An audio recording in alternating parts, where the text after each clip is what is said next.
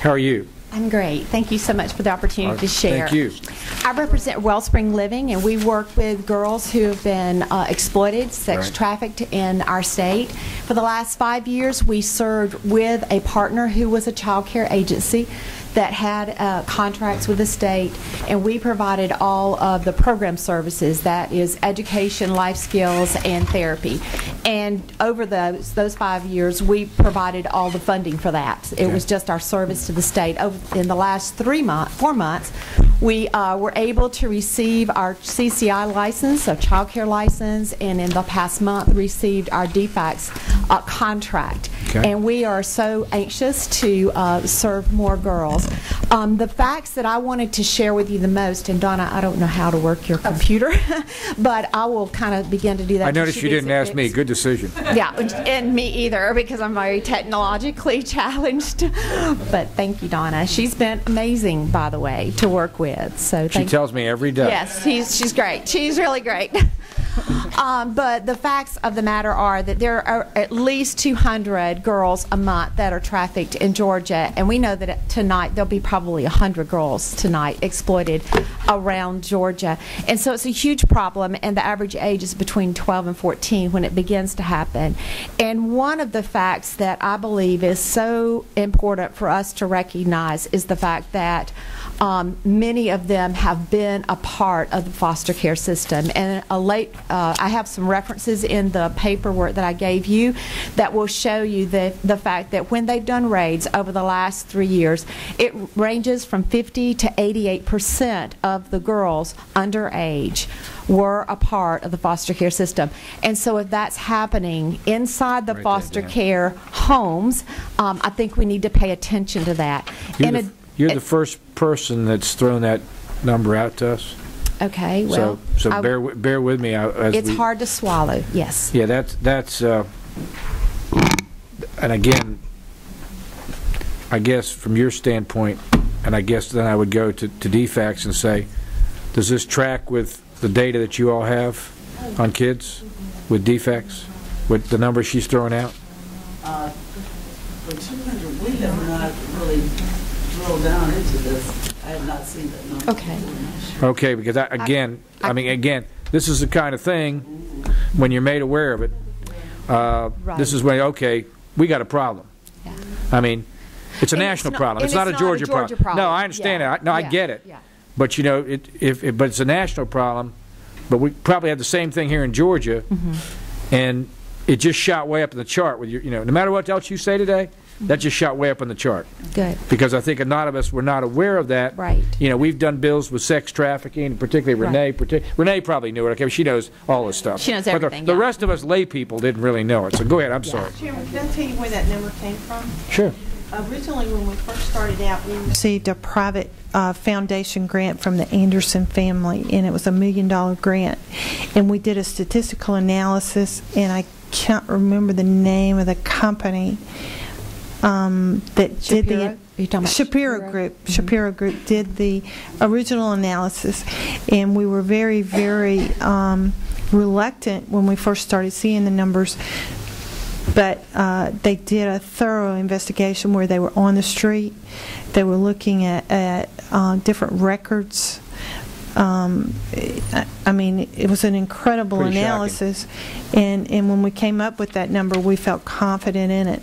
It has been scrutinized. I think there was one newspaper article about it, but we still stand behind those numbers. I got it. Okay. Sorry, thank you, Mary Frances. Sure, absolutely.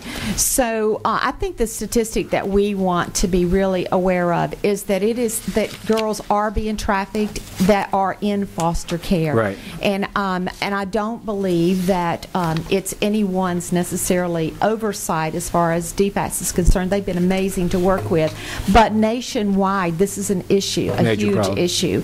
And so just being aware of that means that obviously we maybe are not aware of how girls are trafficked and what's going on there. Did you get inside the statistics at all of why?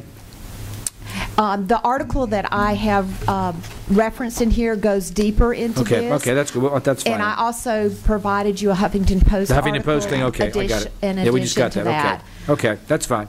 Sure. But I do want to kind of do my own SWOT analysis of what I saw going along, and I want to share what I think are strengths, but I'm not going to end with the threat. I'm going to end with the opportunity. First of all, I have to say that DFACS has been amazing to work with. Their leadership was not only helpful throughout the process, but extremely informative. They've been extremely helpful in placing girls with us. We think that to have a funding stream for the residential care is extremely helpful. Sharing with you that is when girls come into our care, we not only provide the residential, but we provide the life skills, the therapy, and the education. So we want to be more than what's asked of us, but go beyond to excellence, because our goal is to serve the state. But to be sustainable, it's great to have that funding stream. They have been extremely responsive to our requests. When we ask a question, they get right back with us. They provide monthly meetings with their caseworkers and our staff and coordinate that. As she was sharing, we want to support them, and I think with all of us working together, we do the best for the children that we serve. The weakness that I would share with you, we've observed, and just knowing we've not been a state quote-unquote vendor before.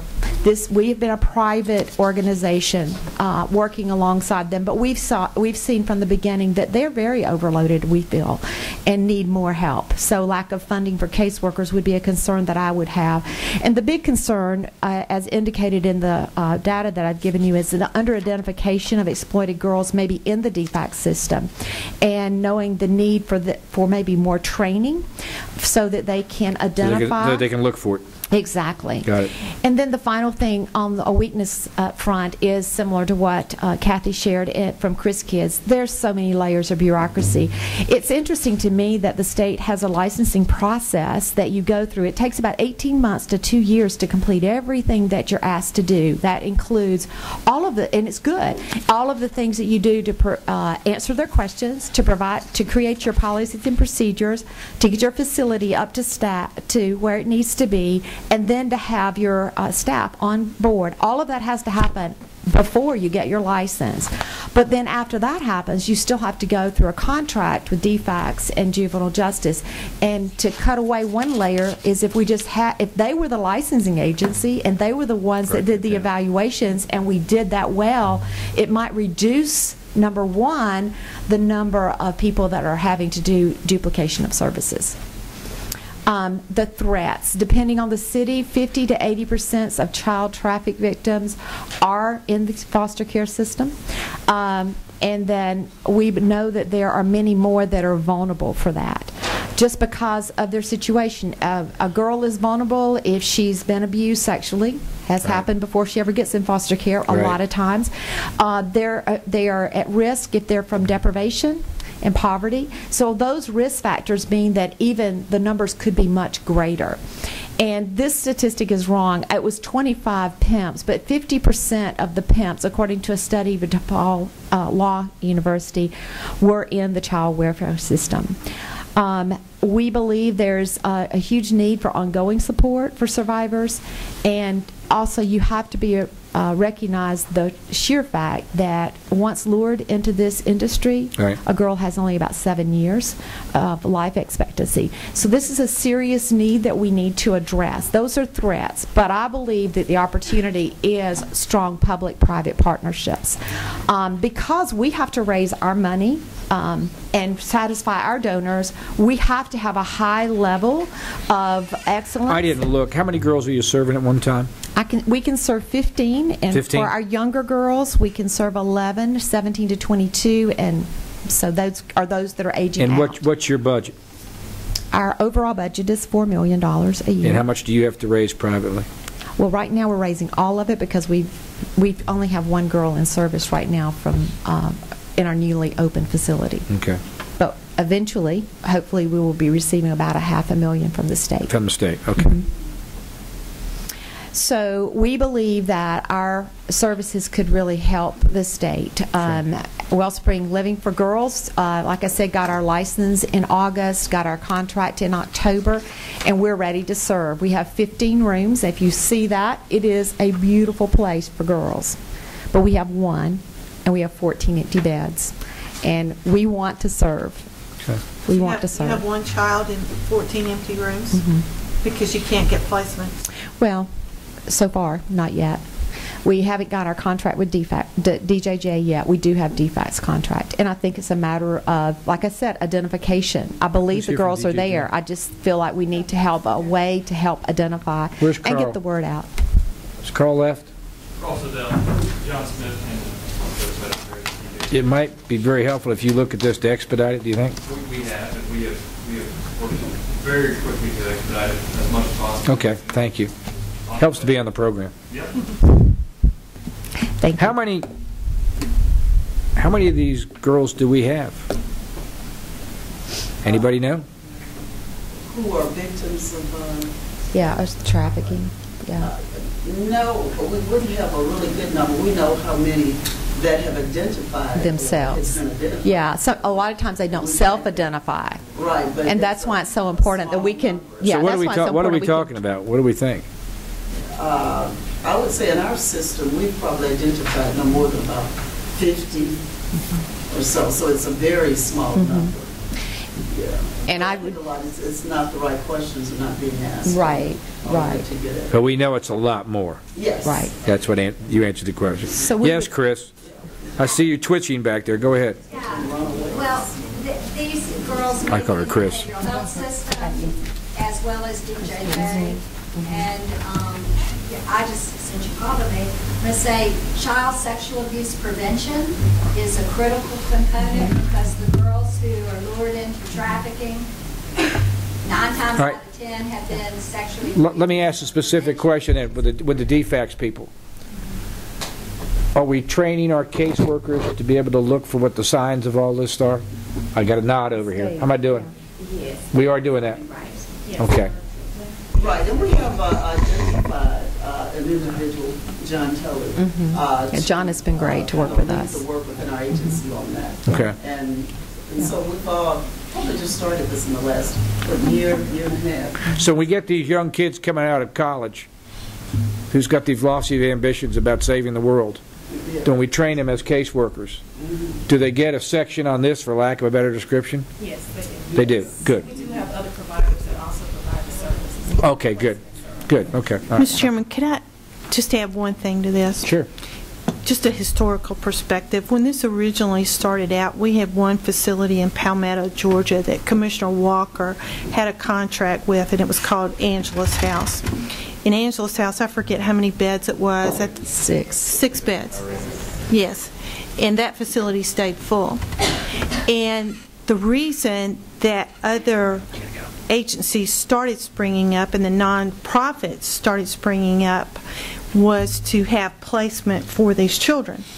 But when the philosophy changed of DFACS, of placement of these children away from institutionalization, that's why she's sitting there with empty beds, because they no longer have that philosophy of putting them into, quote-unquote, a facility, an institution.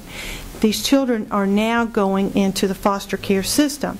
It's my belief that a child that is so traumatized, that has been living on the street, been prostituted, been trafficked, needs to go to a facility like this, because studies show 24-hour support. Studies show that a child that has been sexually trafficked, it takes up to 12 months of specific therapeutic services for them to be able to recover. They do not receive those services when they're put into the foster care system of parents who are ineptly equipped to be able to deal with that type of child. And that's my whole thing about, why do you have a nonprofit who has taken no money from the state of Georgia Taking a dime.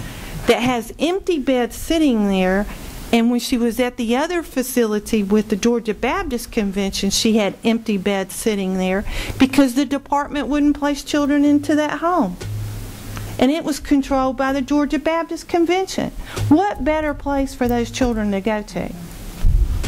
I can't top that sermon, so. Well, But I will say this, okay? I understand that, and I'm not going to get into a debate today with it. But I do think, again, it goes back to when we talked about earlier, and it's not intended as criticism, but when we've got an empty facility over here, a multi-million-dollar facility can be used for something, and we've got empty beds for something like this when we know we've got this prevalent problem out Right. there. And I know we've got limited resources, Sure. but we've got to find a way to utilize all this Right. stuff. And